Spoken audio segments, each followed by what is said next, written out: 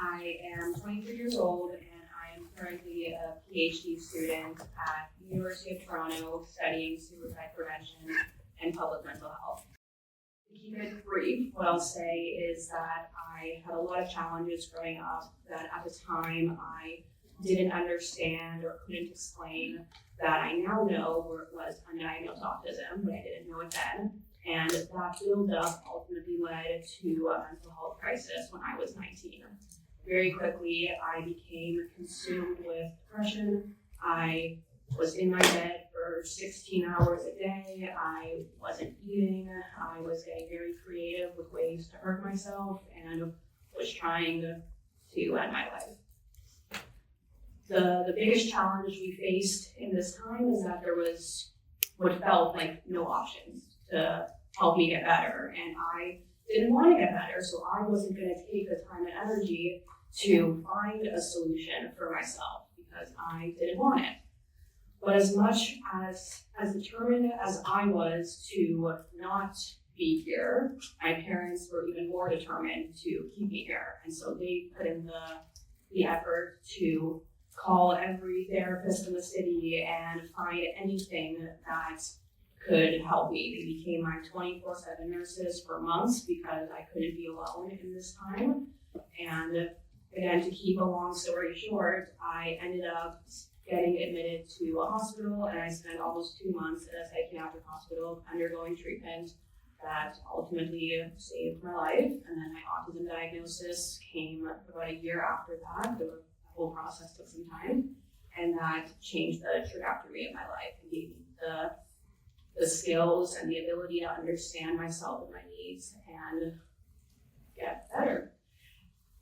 As I mentioned, it was an incredibly difficult process, and the hardest part, the biggest barrier we faced was my age. I was 19, and what we kept hearing from therapists, from emergency rooms, was that I was too old for the youth mental health care system, but I was too young for the adult mental health care system.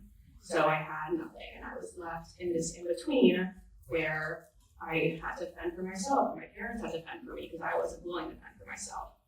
And from my educational background, I know how important services are for this age group. I think all of you here are here because you understand that as well. That, from a neuroscience perspective, the level of brain development happening at this age, it's what makes people my age so impulsive, so irrational, vulnerable to things like addiction and anxiety and depression. There's a lot of prevalence of different mental disorders first manifesting at this age, such as schizophrenia or bipolar disorder. There's also all the environmental and social changes happening at this time, graduating high school, going off to university, going into the workforce, becoming independent financially. A lot of stressors that present challenges and make this age group very unique compared to kids or adults later on in their life. And so that gap is a common trend that I'm sure many people in this room can relate to. And Ellie's Place will be part of that solution to address that gap. It will provide services to young people in this age group in a way that is targeted to their specific needs, understanding the specific challenges faced by this age group. And it will be the first. At the time, it will be the only, but it won't be the only for long. It will be the first. It will set the tone for a future of care for people in this age group because recovery is possible. I am living proof of that.